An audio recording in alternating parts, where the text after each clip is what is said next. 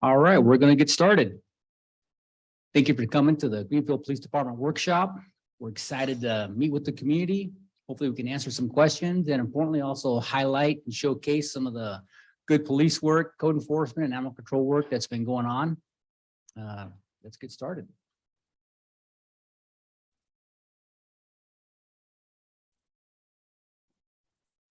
So the mission of the police department, lead the fight to prevent crime and injustice, enforce the law fairly and defend the rights of all, partner with people we serve to secure and promote in our community. So our core values, as a leader in this department, I commit myself to honorably perform my duties with respect for the dignity of all people, integrity to do right and fight wrongs, wisdom to apply common sense and fairness in all I do, and courage to stand against racism, sexism, anti-Semitism, homophobia, and bigotry in all its forms. Our creed, I'll always be painfully honest, work as hard as I can, learn as much as I can, and hopefully make a difference in people's lives. This is important because these are the core values of our police department. We all uphold these and we take these very seriously. And of course, the City of Greenfield prioritized strategic plan. This is the plan that's outlined in our community. Public safety being number one, ensure a safe environment for all Greenfield community members, promote a diversified and sustainable economy, ensure a healthy and enriching environment to all Greenfield residents, and develop a first-in-class government structure, strategy, and personnel. So with the Greenfield Police Department, something that we've tried to do is the concept of evidence-based policing and precision policing. Knowing that a small number of community members commit the highest number of crimes, we focus specifically on them. So it's effective, least harmful, fairest, and safest research-based strategies to prevent crime and reduce harm. And precision policing, again, small number of community members, but they perform the highest number of crimes. Something to the order of small 10% of the population performs 90% of the crimes. So our enforcement is precise, focused, intentional, and designed to prevent crime and disorder, and it is fair. As you can see in the top picture, that's our officers working with the Soledad Police Department during some traffic stops, and there's an AK-47 with banana clips. So that's, you know, that's a weapon of war. So this is some good, focused, precision police work by officers.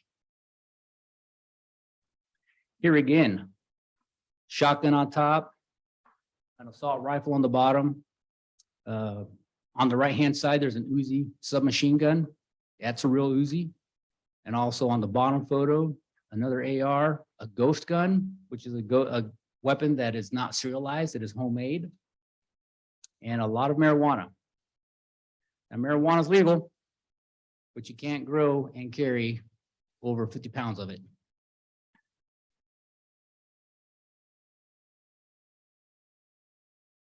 Is the volume playing?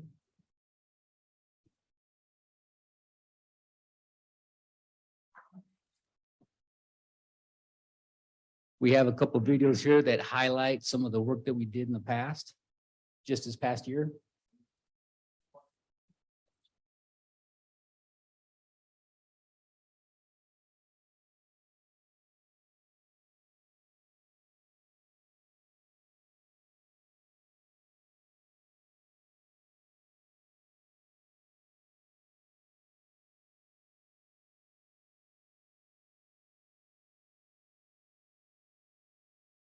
More than a year ago.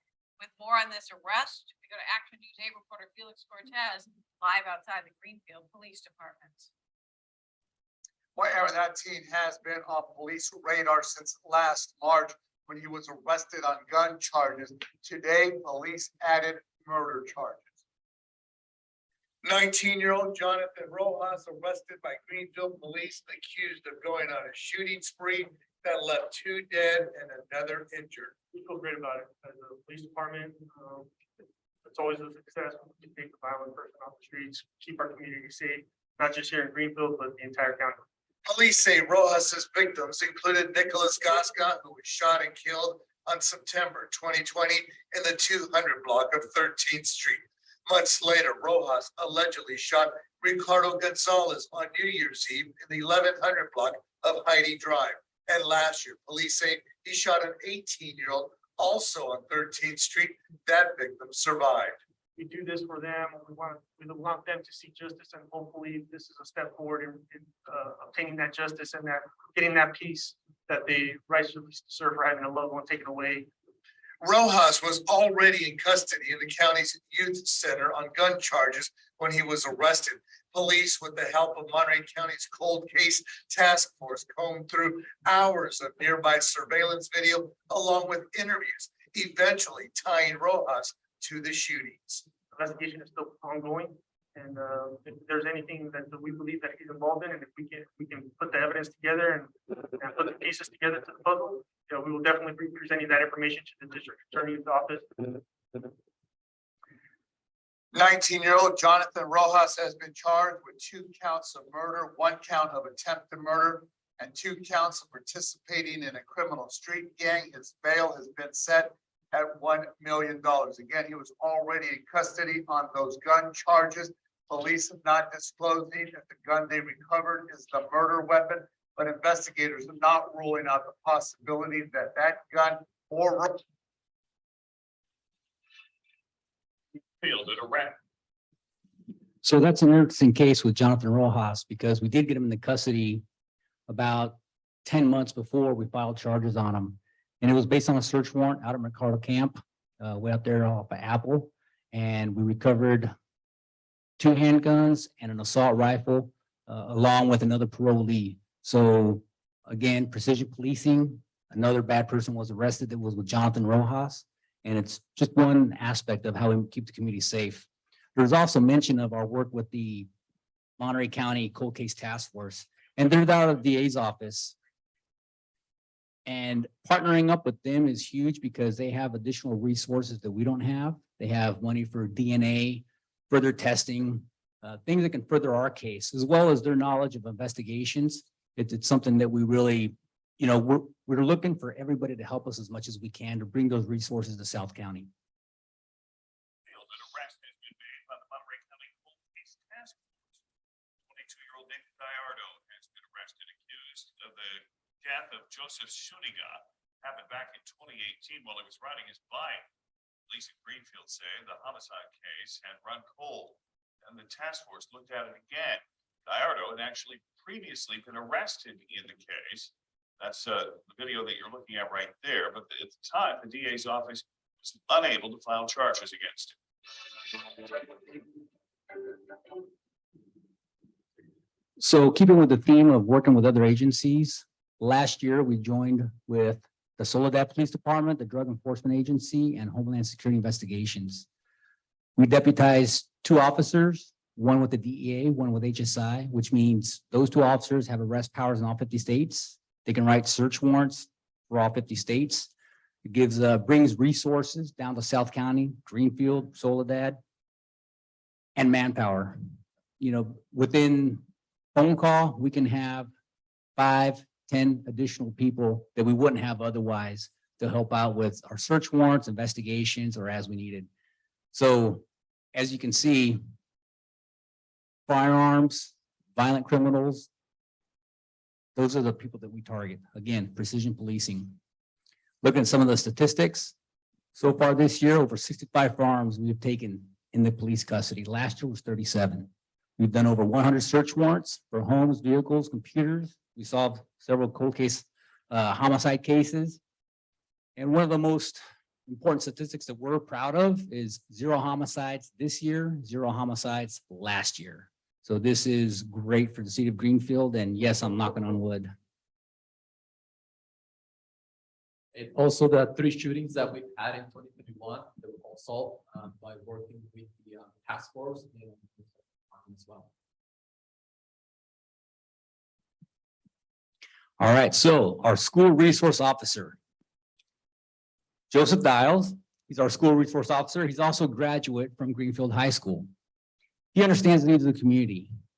He was a police explorer, and obviously now he's a police officer with us. This is important because there's the narrative that some people say that school resource officers just facilitate juveniles going to prison. It's a pipeline, and nothing could be farther from the truth.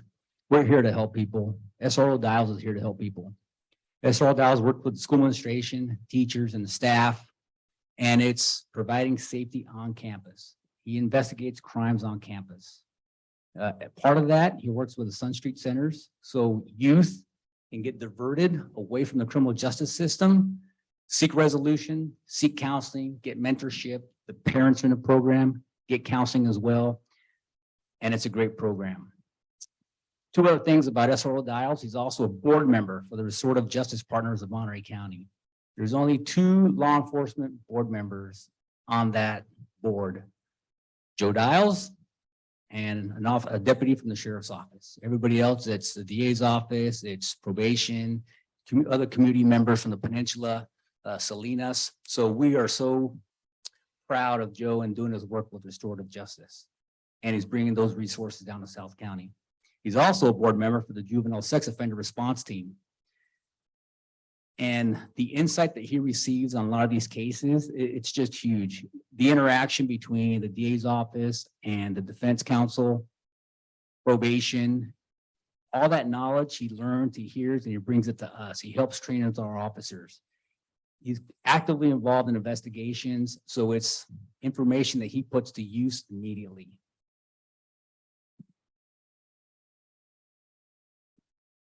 Another benefit that we have with SRO Dials is the liaison with the high school alumni. So we've given away thousands of dollars in scholarships over the last several years. And that, what a benefit to these young kids who are looking to get educated and have a wonderful start to life. And speaking of the Sun Street Centers, of course, it's a pre-diversion program. It's free. Age ranges of 13 to 17. 3 to 6 month program, and it's about counseling, mentorship, getting the services they need, and especially to the parents. A lot of this is educating the parents that they can be parents, they can discipline their kids, they can hold their kids accountable. So it's important for them to know that. And they've had an 80% success rate in Greenfield, which is a huge number. That's fantastic. And with all the referrals that we have, we maxed out on our referral of 85 people for this last year. We maxed out probably about 4 months before the program finished its cycle of 1 year.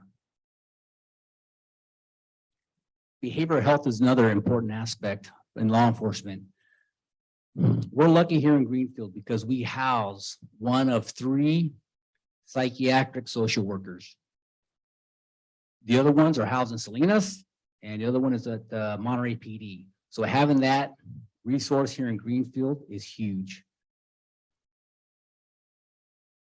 The on-call person, Maria Guerrero, is fantastic. She responds to a lot of these issues where people are in crisis. People are having a hard time, a personal breakdown, which for them, you know, this is a traumatic experience for their life.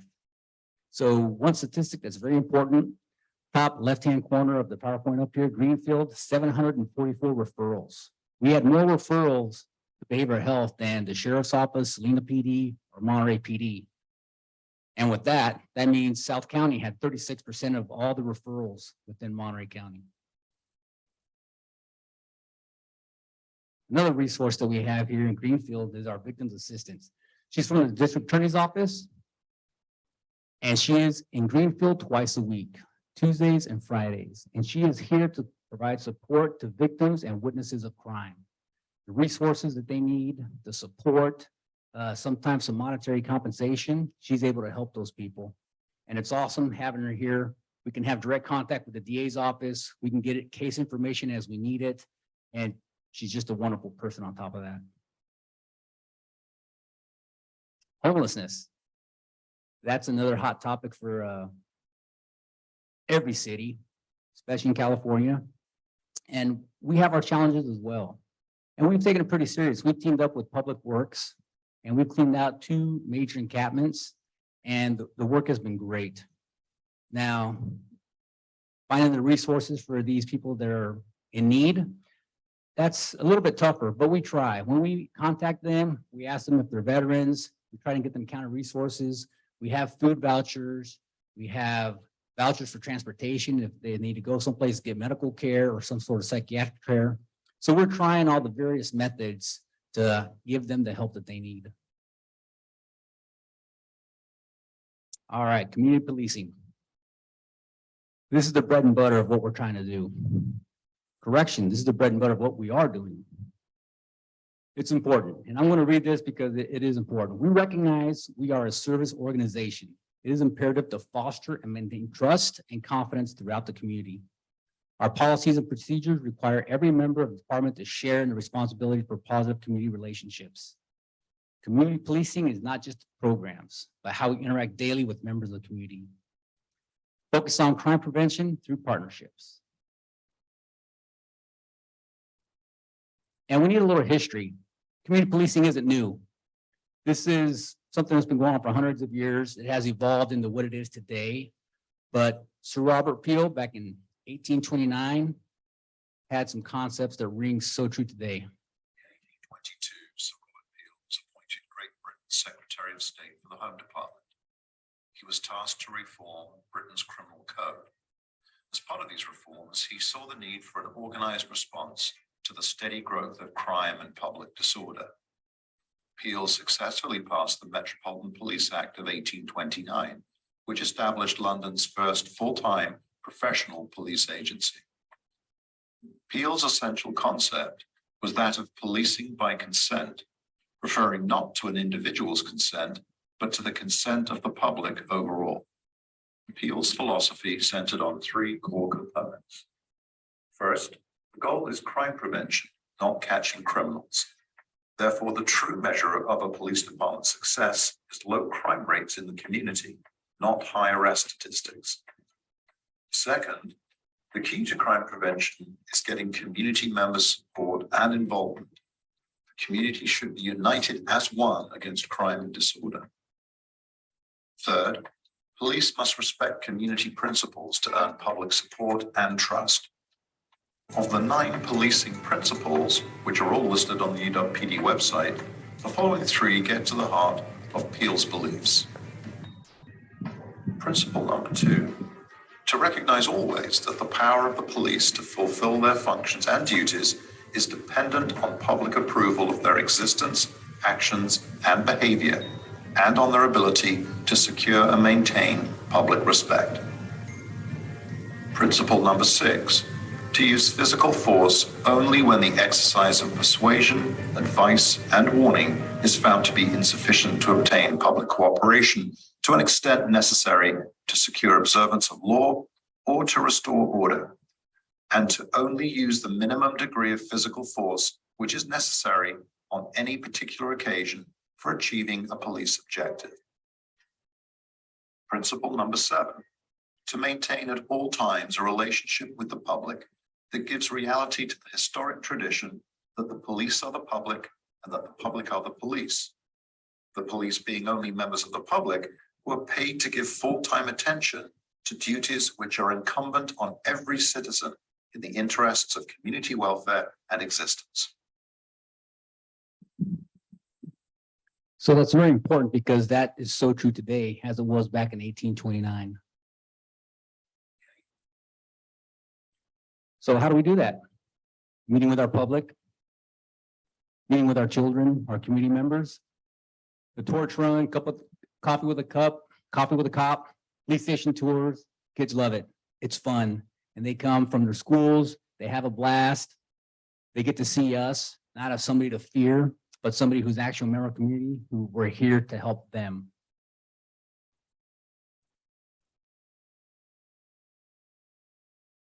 As a matter of fact, now we're getting ready for Operation Blue Santa, which is for Christmas, and that's going to be a fun event. So we're seeking donations to buy gifts for kids, and let's surprise the kids, you know. So we're going to be reaching out to everybody and see if we can get some decent donations and get some great prizes, and still looking for the perfect Santa. So anybody, we have someone from KFC who wants to be Santa Claus, let's get them. And these are some of the other events. National Night Out. We put out safety messages on our Facebook account regarding sextortion, children, adolescents being extorted on social media. We did a calico murder engraving with Public Works. So there's a lot of events that we help with, that we support. Cyclovia, The torch run, there's so many, and it keeps us very busy. We also donated unused and expired body armor. For us, we can't use it, but the country of Ukraine can definitely use it. And some of this information we heard during the 2018 survey that was conducted. And what does the public want? They want the officer to be visible, get out of the car, talk to people, establish a relationship. Don't just, it's not though, Joe Friday, just a fax, ma'am. No, we need to interact. We need to have those relationships with people. So another aspect, here we go, training. We increased our training budget. We doubled it. And going back with the strategic priorities from the city, first in class for personnel, this is where the training comes in. For instance, the Supervisory Leadership Institute, that's 8 months, 4 days per month. And Sergeant Guzman is in it right now, almost at the end. Yes, I am. And to touch on the training, it's actually been increased by 142%. That has gone from 40,000 that it was to 100,000 for the last year. Every officer in the agency has attended training regardless of tenure of the year that they have with the agency. They have training for them. Some of the trainings that we've done for them is the ICI course. This is something that most agencies send somebody that is a detective, that is somebody with years of experience. But here in Greenfield, we send some of our newest officers to that training. That allows them to conduct investigation from the field and be able to provide our residents with the practice that we need. Homicide cold case investigations, our detectives have gone to those cases. Same thing with our sergeants, cell phone forensic and investigation. Technology nowadays, that is what we do. That is how we investigate crime. We have to keep up with it. Technology. So all of our officers have gone to that training to track cell phones and that kind of stuff. We have safety and field tactics, diffusing critical incidents, Snapchat investigations, radar and LiDAR and fire instructors. We only have 3 range masters, and they are the ones in charge of training in Greenfield as well as neighboring cities.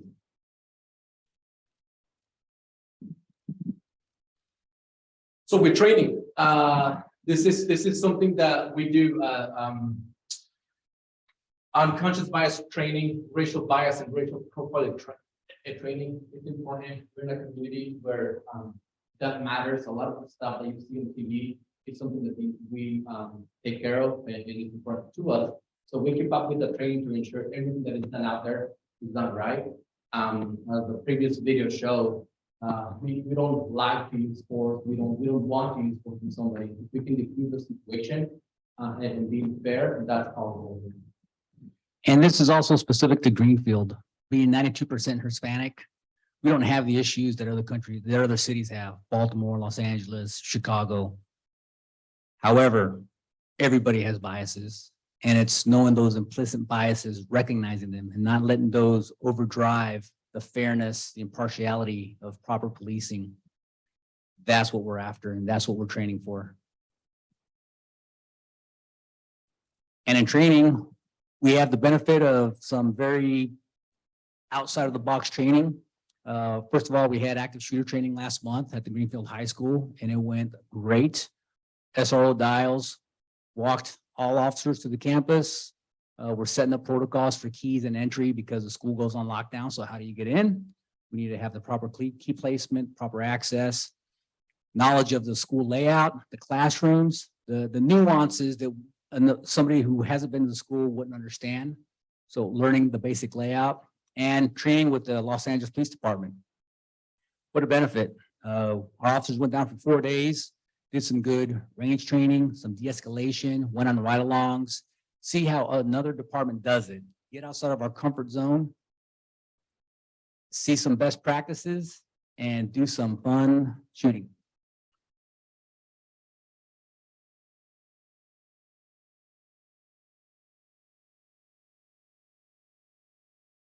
And this brings up another topic of, are we guardians or are we warriors? We're both. The reality is we're both. When you need us to be the warrior, if there's a school, an incident at the school, a shooting, mass casualty, that's where the warrior comes in. And our officers need to take the charge, leading the way in to safeguard the lives of our residents, our kids, our community. Guardians. And the concept on the little history lesson back from Plato, the Republic, the guardians of the community, right? So they get trained, they're held to a higher standard, and they're entrusted by the community, safekeeping the people, making decisions. And with that concept, we're both. We treat people with dignity, we treat them fairly. When we need to, yes, we will use force. It will not be provoked though. That is the last resort for us. So in essence, we are both. We are guardians and we are warriors. And with training, we use tasers. And there's been some nationwide incidents with tasers, with bad use. Maybe people didn't get enough training. We all go through the training. I went to the training. Sergeant Guzman went to the training. Herschel Dawes went to the training. And to prove it, here's a short video of me getting tased just last year.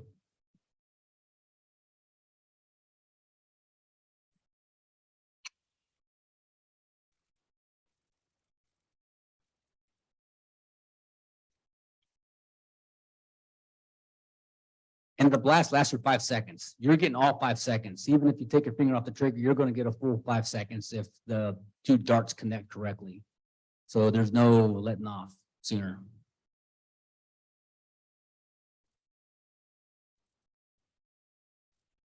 Some of the grants that we've had the Bulletproof Partnership Grant that provides up to 50% of the cost for the vehicles that we have and our best. The SRO, the school pays the city an amount to be determined every school year for a full-time SRO, and we have them at the high school. Supplemental Law Enforcement Services Fund, SLEV, that's $100,000 per year for front-end police services. And the VOCA grant, Victims of Crime Act grant. These are provided to for services to victims of crimes in conjunction with the DA's office. We have a part-time victim coordinator. It's the guy that we just met a little while ago. And we also get a reimbursement of trainings that we send to post. So out of the big amount that we shared a little while ago, most of that number comes back to us through post.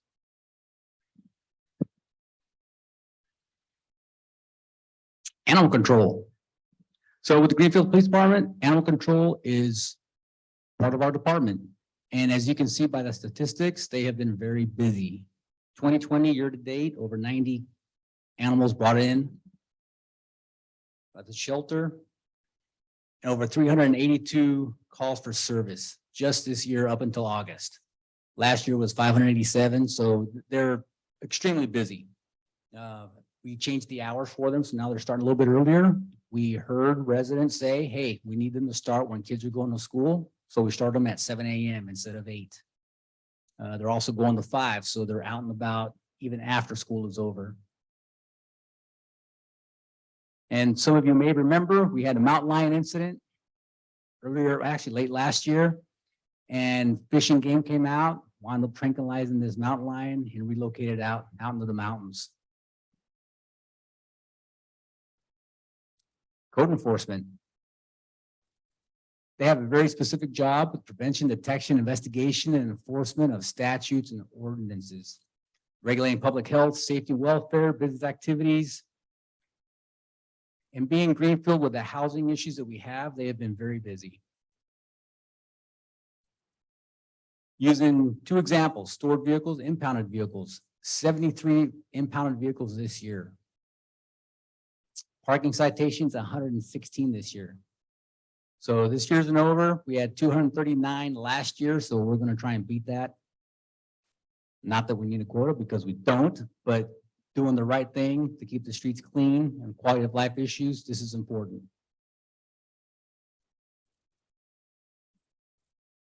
And as you can see, the calls for service, some of the things that our code enforcement officer has to deal with, 450 calls this year so far. So 2020, we had 609. We're in mid-August, late August. So I have a feeling we're going to beat that statistic.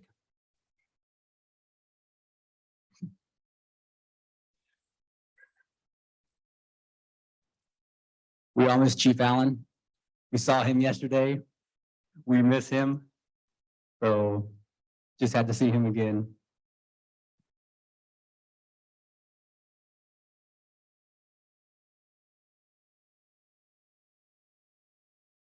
Now, do we have any questions that we can answer?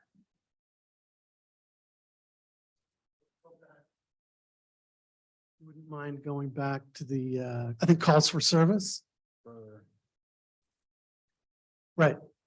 So you show there in 2019, 221, and then it jumps up. And then it looks like looks like it might be coming down a little bit. Any idea why it went from 221 up or why it's coming down? And do you expect it to go back down to around 200 or what have you? Great question. COVID had something to do with the number of calls. Remember 2019, at the end of 2019 was when COVID was kicking off into 2020. As we know, construction boomed during COVID. People are home. Maybe there's more cars parked in the driveway. There's more construction going on. People are a little bit busier trying to get their houses ready. Housing was an issue. So maybe more people moved in together.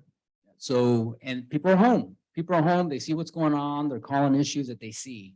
So I think it's a combination of all of the above. We want them to come back down to 200. That would be ideal, but we don't know. We don't know. There obviously we have housing issues that the city's trying to fix and that we're probably putting a Band-Aid on and we're trying to mitigate. But the reality is that it's going to be a long-term solution.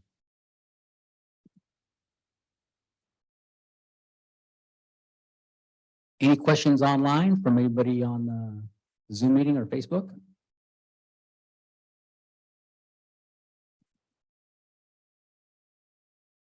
Any questions in the back?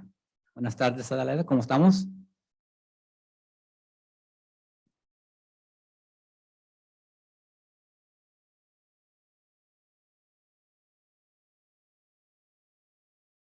Buenas tardes. Antes que nada, quiero darle las gracias a usted y a todo el equipo del Departamento de la Policía que han hecho un gran trabajo. Y yo como residente de Greenfield, que tengo 12 años viviendo aquí en Greenfield, nunca he visto un trabajo así.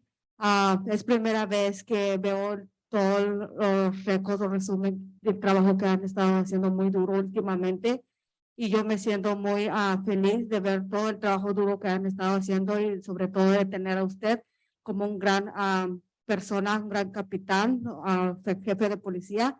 Y ustedes siempre han sido una persona muy amable, muy respetuoso con todos los residentes en Greenfield, porque he escuchado otros comentarios también de otros miembros de la comunidad que están felices con su servicio. Cuando yo digo don Guillermo, ellos están felices y de que dice, oh, sí, una persona muy amable, muy respetuoso. Cuando lo miras te saluda, un policía muy, muy respetuoso. Entonces, esos son los más comentarios que he escuchado.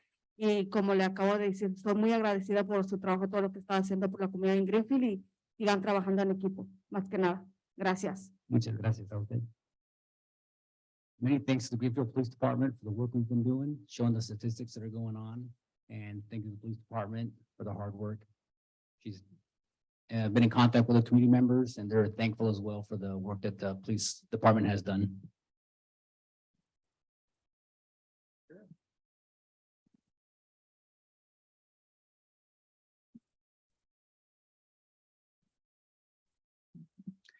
Good evening. First of all, thank you. Thank you for being such a great member of the police department. You're doing a great job. It is always good to see how great you are to the residents of Greenfield. I've not seen before this kind of job like you're doing. First of all, seeing the records, the display of how the job is being done. how you're helping. People are being very happy for your hard work, especially you. You're a great captain, great chief. You're a very kind and respectful person. And it's not just me, all the citizens are always saying that are very happy when I say, Mr. Guillermo, they get very happy. They say you're such a respectful member of the police department.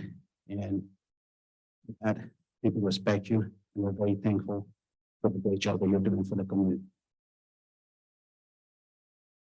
Thank you. Thank you. Very kind. Muchas gracias.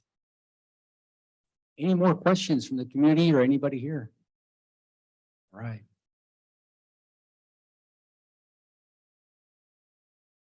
I just wanted to know if you guys continue to have shortage of police officers in the community for Greenfield, or how many police officers do you guys need for the city of Greenfield on, according to our population? And how many do you guys need, or are you guys not hiring or anything? And because of that is because I'm asking because of kids that are in school right now, and kids to this point don't understand safety, pedestrian safety. And a lot of kids, I'm not sure if they understand that they have to also obey the laws of the streetlights, especially the high school kids. And I've just seen them just cross and not respect the the lights where you have to stop until let the other cars pass by, or respect the people that are driving, because like if there's an accident, who are we going to blame? The person that's driving the vehicle, right? Not the students, because they're not being careful on how they're crossing the street. So that's also very important, because it's both ways. The drivers also needs to be responsible about pedestrian safety, and as well as pedestrians need to be safe and crossing the street correctly and not jaywalking. And I know that like before, when school would start, they would sometimes have like the cops parked in the middle, like by where Mary Chapa is. And that's very helpful for pedestrians and drivers being safe with kids crossing, right? And we also need more of that attention at the high school and Vista and Oak, because there's always too much traffic within Oak and Vista. Kids just crossing. And I'm just glad that there is a crosswalk lady that does Oak. She's been very consistent there for years, so that's really good. So we need somebody like her who does safety crossing for the high school as well, because I've seen a lot of kids just cross, like they say in Spanish, excuse me, like cruzan a lo menso nomás, without checking. So that's my concern, because it goes both ways. Absolutely. And thank you. Two very great questions and in depth. The first one is, yes, we are understaffed. We're slated for 23. Currently, we're at 17. So we're 5 down. We do have backgrounds complete on several applicants that we're going to put through the academy. We're going to sponsor them through the academy. We hopefully will sponsor 3. We also have 2 potential laterals. So theoretically, within the next few months, we could be fully staffed on the books, even though they'll be in training. So we won't have the people in the academy for another, well, at this point, 8 months. But potentially can have 2 by the end of the year. So we can hopefully be at 19. We're constantly recruiting. If you know anybody that wants to come from another police department, we'd love to have you. Greenfield is a wonderful place to work. We have a beautiful facility. We have a very encouraging community, city council. Yeah, this is a fun place to be. The second half. Yeah, thank you for your feedback. We are aware of the problem. Schools have the officers. Because of the staffing, there are times we don't have the opportunity to do it at the school.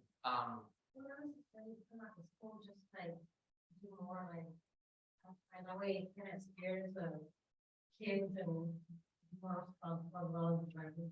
Correct. I was referring to parking the officers during the hours when you mentioned they go at the school. That is one reason why we don't have one there at that time. But the feedback is great. That's something that we pass on to them. during those hours, if they're not set up on a call and go to the schools.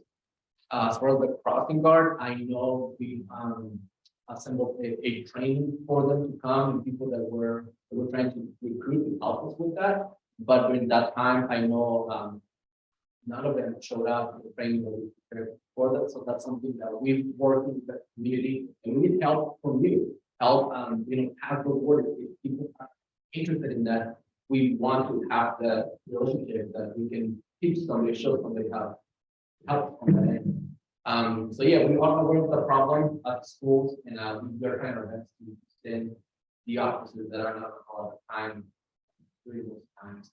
And that's what we're continuing to work, and hoping with once the officers are here, the full staff will be able to spare one during the time they go in or out to help with that. Thank you. And as our city manager knows, we've been working our officers to the bone with overtime. We just don't have enough bodies, so we've been working with the work we've been doing, filling shifts, people working overtime, work coming in on their days off, sending people to training. We need somebody to fill, so we've been running everybody ragged. So the extra bodies that we'll potentially getting here shortly is going to be a huge benefit to everybody. Any other questions?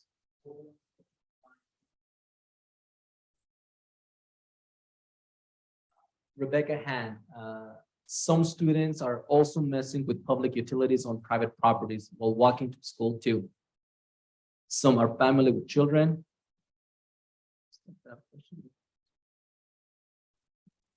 There have been several strangers that are going door to door asking for rooms and garages for places to sleep. What is the recommendation for this situation? Good questions. Number one, call the non-emergency number. Let us know as one with the people messing with public utilities and private properties. Let us know when that happens, and so we can dispatch an officer to that location. So that's the number one thing to do there. Which also applies to the second question of people going door to door asking for rooms. Depends on how that's done. That might necessarily be a crime or something that we can intervene. Obviously, if you feel threatened or there's some element that you're gonna say, call us. Simply as saying no, nothing for rent. I do believe there's an ordinance in the city preventing that. But that's something, give us a call, depends on what's happening at that time.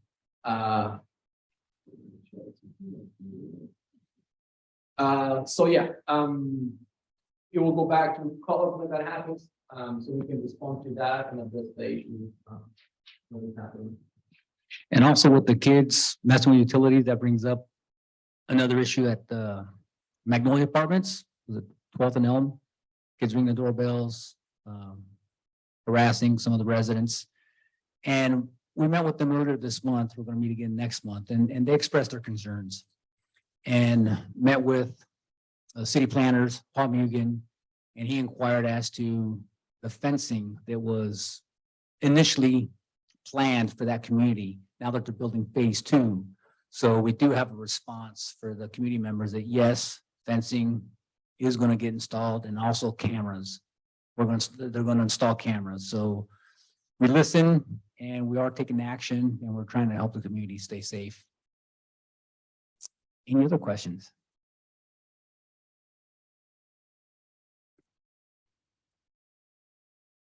I have a question.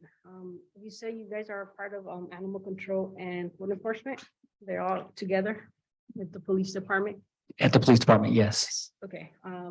Incidents prior about 2 years ago, when I called several times to 911, I was told several officers didn't want to come out when I was having issues with some dogs going around my livestock. Again, during that time, our girls were out there. My mom was actually afraid of the animals because our animals are pets. Yet these officers told us they could not come over because that was not their department. At that time, when you say your guys are warriors, you guys are doing something to the community, helping the community, I did not feel safe at that time. Recently, about a month ago, a person with driving without a license crashed me. My daughter was in the front seat. It was so close from him to hitting my daughter. I did not feel safe with your officers showing up and not giving this person ticket. So that contradicts to some of the stuff that you are mentioning here, that you guys are here to help out the community. But yet I see some of your officers are selective, not all. I mean, I had some good interaction with some of the officers. However, others are selective in what kind of work or what kind of help they want to help to the residents. I think you guys should do better training to some of your new officers because there's a lot of code violations as well with the newer officers. Again, I'm not saying they're all like that, but there are some that are selective when we get make those phone calls to 911. And that's all. Thank you. Thank you. And those are great points, especially the animal control issue. And that's something that we've put out within the last year and consecutively since then is any issue brought up to us is a law enforcement issue if it's within our department. Animal control, code enforcement, we're going to take some sort of action. We're not going to put it off because somebody's off duty and not get to it. So that has been changed in the last 2 years, specifically the last 18 months. So I apologize on behalf of the Greenfield Police Department for you not getting the service that you needed back then. That's not how we do business, and that's not how we're going to do business. With the traffic accident that you had, horrible. Sorry that you had to go through that, and your daughter had to go through that. It's traumatic. It's scary, and it's life changing. It can alter how you might want to drive or be in public or be in a vehicle. But rest assured, whether a person gets a ticket or the officer writes it up as such, the person will still be held accountable, and they would. And in the state of California, officers have to be trained for specific traffic things that did not happen in their presence. It's part of an observation of an officer. So unfortunately, that specific violation, the officers needed to be trained. We only have a few trained in that specific violation that didn't happen in the officer's presence. We are working on it. Sergeant Guzman is actually our training coordinator. He's going to be handling that. Yeah, we are, and our goal is to send everybody to that training, so that is happening. And going back to the staffing levels, as we mentioned, we're working everyone, 20, 30 of working for with overwork. When we take two officers to the training, we have to replace those spots, we have to fill them in. So I think we have 2 officers to do it. And so we're working on that. We're hopeful as staffing levels rise, we'll be able to do that sooner rather than later. But that's something we do. We are aware our goal is to thank you for the feedback. Something I'll ask, as I heard you mention the incident about dogs a couple of years ago, is as supervisor, I'm listening to that, and I would like to know if an officer did not discover what happened. Yes, we've made changes with assignments and the role from then to now, but if you feel when that happens, give us for the next day, of course, supervisor, it's not for us to get somebody in trouble, but to learn the problem, to learn there's something we can improve. We want to know. We want to change that. I didn't know that. I didn't know that happened until now. I was probably working 2 years ago. We were here, but it's something we want to know. Something that you want to change. And anybody listening and watching, let us know so we can do that. That's the main thing we ask from them. I actually was talking, I talked to Alan. Yeah, thank you. Again, I say some of the officers are selective. I spoke with Chief Allen, yet he was trying to make excuses for his officers not showing. So that's where what happens with all the codes. There was a list of codes that were being violated yet again. Him being at a chief command, he should have known about these codes being violated. Yeah, he tried to give me the runaround. And I think that's unacceptable. But again, that happened 2 years ago. But moving forward, I think we should work on, if you guys are saying animal control, code enforcement, police officers are within your guys' rank or program, you guys should all work together to have the proper training. Thank you. We're very sorry that happened. We'll give you my personal cell phone number there. If I can help in any way in the future, let us know. And again, I'm sorry that took place in the past. We're working to get it better and very good. And that's why we're here, to get the community input, and it's important. And that's part of transparency. It's not just a buzzword. You know, we'll take the heat and we're gonna be responsive, and that's what we're trying to do. So thank you. Any other questions?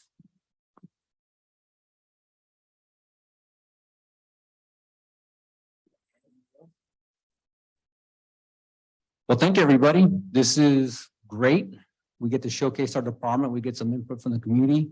And it's also important to remember, law enforcement is a reflection of society, what society deems important at that time. And it evolves just like society does. And we are here today because of the evolution, good, bad, the ugly. But we are here and we want to do better, and we're going to do better. So thank you.